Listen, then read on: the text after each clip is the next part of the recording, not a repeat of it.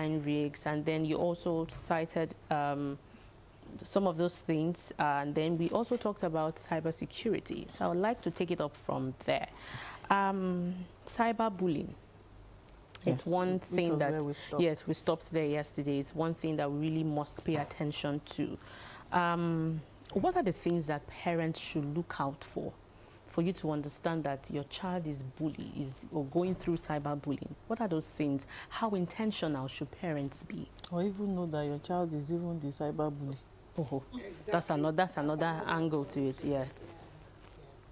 Thank you very much. Parents need to know their children. You need to know your child. You need to understand your child's body language. You need to understand your child's nuances. You need to understand any little, because children most of the time don't talk about issues they have, but there's no how that they will not display it through behavior.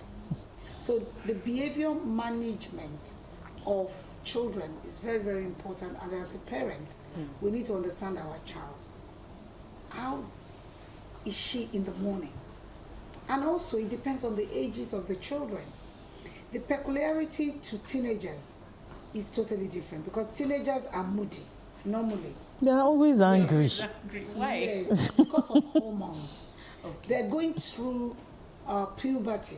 Okay. And there's a lot of hormonal changes in their body. And those hormones cause them to behave the way they behave. It's not their fault. It's chemical. You know, it's chemistry. And there's nothing we can do about that. So it may be very difficult to understand a change in a teenager. But the most evidence thing that you can pick up is when you are when they're eating, when they're supposed to be doing things that they do in a mundane manner. Food, every day they eat. Every day we eat. Children eat morning, afternoon, and make sure that you share meal time with your children. Meal times are one of the most important times of bonding between parents. So it's best to ask children to sit together, even if you don't have a table. Make sure you eat together. Make sure you sit with them when they're eating, at least once a day, and then you can see, right?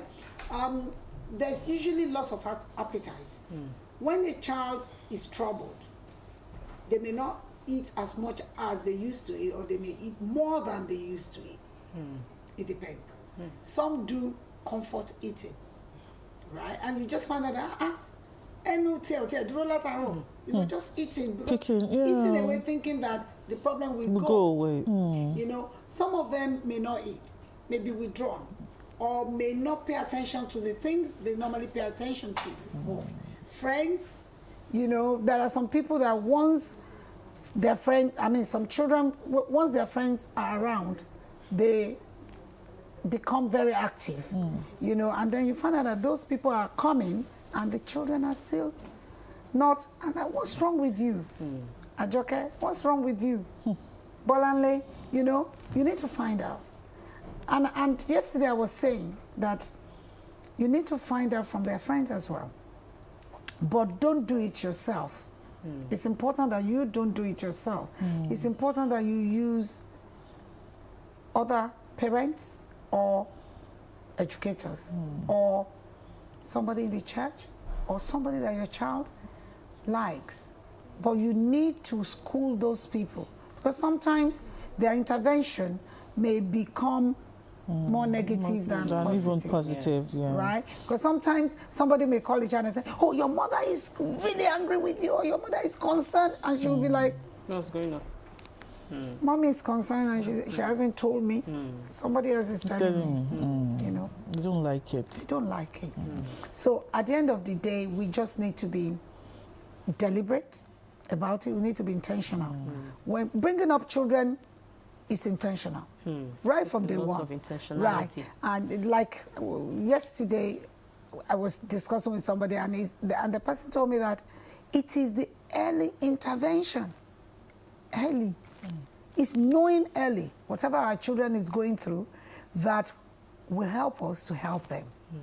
So basically, those are the kind of signs you look out for.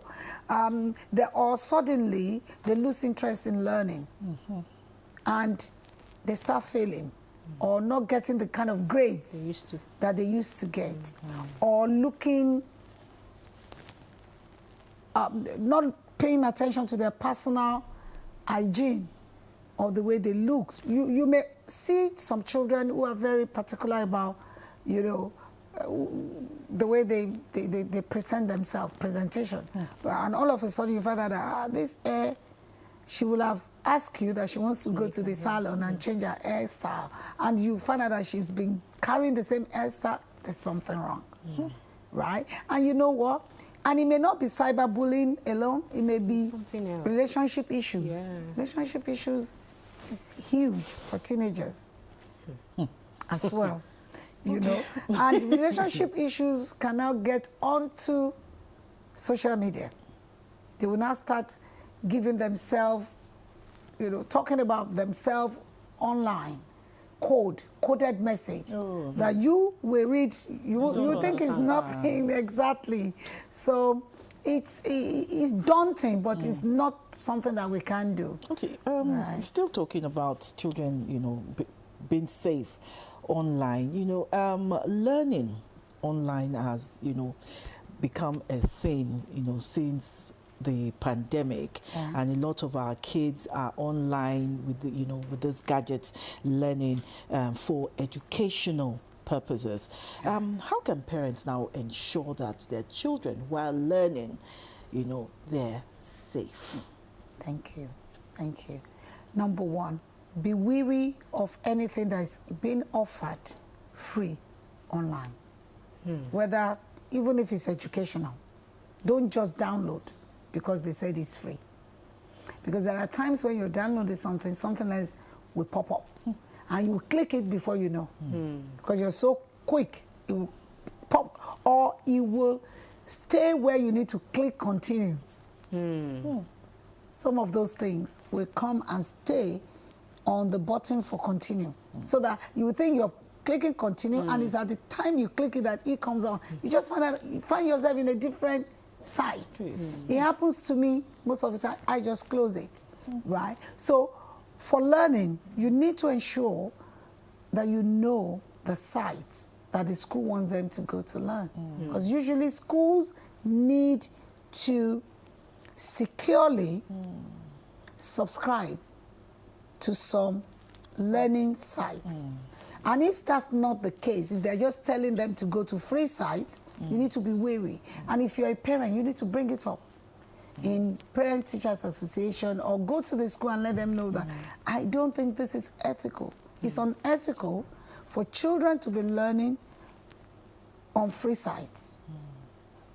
We don't do it. I want to add to what you're saying, because when my kids were in secondary school, they had to, you know, go to some sites, some educational sites for learning. But most of the sites were sent to parents first. Excellent. Yes, they were sent to parents first, you know, to open and, you know, view themselves before you now send to your kids. Or sometimes they do that so that your kids can use your device, which you can monitor. Yes. I think that's a good idea. That's a very good idea, you know, because if parents but most parents won't have time.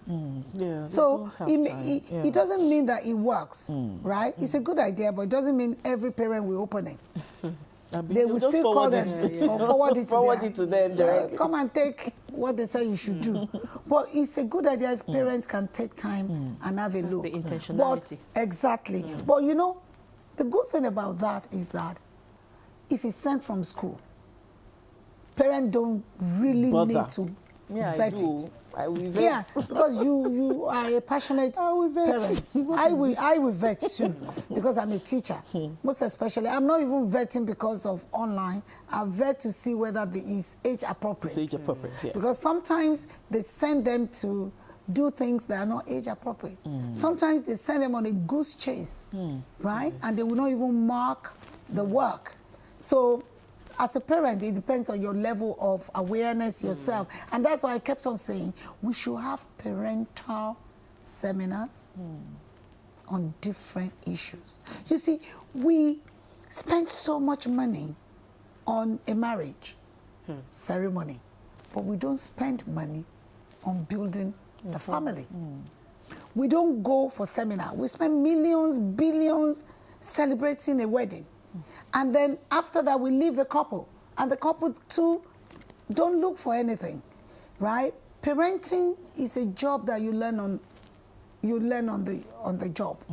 And as such, we should be looking, and our society should be making sure that we develop family-rich activities for young parents. Very important. Because if you start early, right? Like somebody told me yesterday that teach a child the way they will go. And when they grow up, they will not depart from it. So it is starting early. Because when children are young, they are naive. And their faculty is empty. When I say empty, the vessel is empty. So you can pour whatever you like. If you have an empty glass, you can pour either vodka or you can pour water. Or you can pour Fanta, right? So we determine what we want to put. That's why I kept on saying, as parents, we have a lot of power over our children. But when you find out that you've lost it, it's because you haven't done what you're meant to do initially. So you need to start. You need to start being an intentional parent. Intentional, that's the word. That's the word, intentional parent. So I want you to talk about understanding digital footprint. What is digital footprint and how important is it to educate our children for them to understand that whatever thing you do online, there are consequences for whatever actions that you take?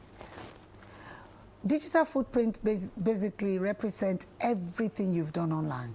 Everything. It's like a CV of you online. If you Google my name now, you see a lot of things will come up about me. I was shocked. Yesterday, somebody told ChatGPT about me, and they came up with my achievement, my this, and I'm like, what? Because I've never used it before, right? So what we need to let children know is that it's very important that you are in the digital space, but be intentional. We have to teach children how to be intentional. Don't do things that will embarrass you.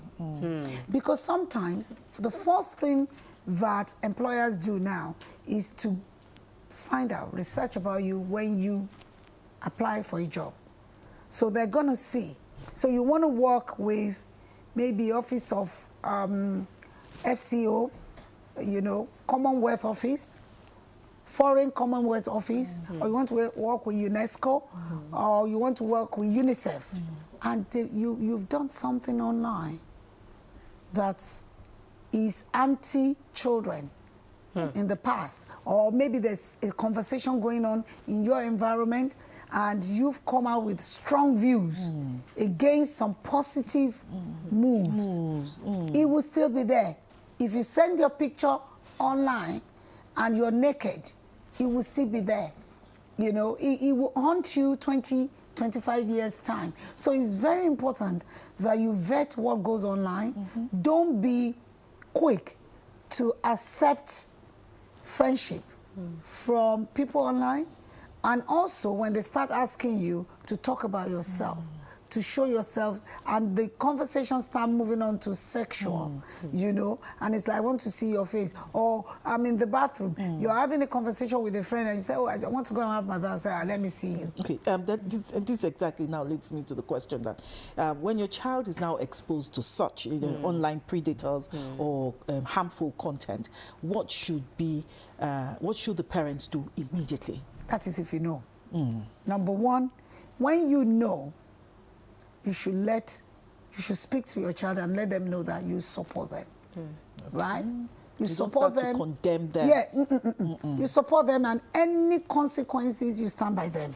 That will give them a lot of satisfaction, because most of the things, what drives them to depression is when somebody What drives them to depression is thinking, what will my parents do? Okay. What will my friends say? Exactly.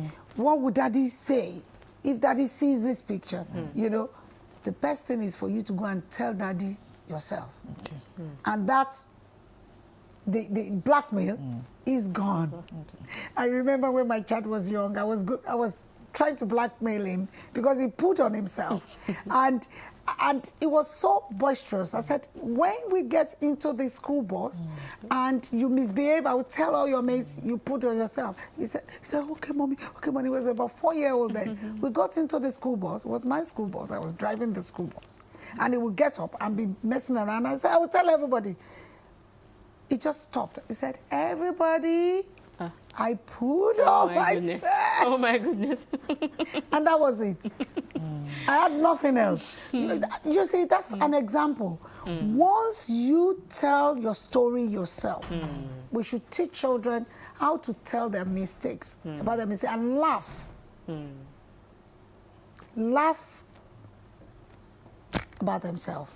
Laugh about yourself. Yes, laugh about yourself. See the humor in everything you do. Oh, I was stupid. Okay. You know, and say it yourself. You know, I was stupid, I did this, but I've learned now. You know, those are the kind of conversation we should be having with another. Oh, that's very stupid of you. How dare you do that? Everybody makes mistake. Even there are some mistakes that it's not even you're doing. There may be people you trust. It may even be a friend of yours that you trust, and then you fight, and maybe you've had a bath together, you've shared a bathroom together, and they happen to have your picture, and they can sell it to your enemy. So it's not every content that we see originates from the child. So it may not even be. So you need to be open and see things from the different perspective. And even if you're going to tell the child off, please deal with the issue at hand first. Number one, stand by your child. Confront the bully, if you can. Involve the police. Involve the social services. In Lagos State, you are very lucky. You have the, I think, there's this lady, I know her, that she's doing sexual, I've forgotten her name and her agency, but there's an agency here that deals... Titilola, yes. Yes, this is how far we can go for now. Thank you very much, Dr. Bisi Eshuosho. She's the lead resource at Safe Schools Lagos, and we've been talking about keeping kids safe online, a continuation of what we were discussing yesterday. Thank you very much. Thank you. We'll go on a short break. The conversation continues after now.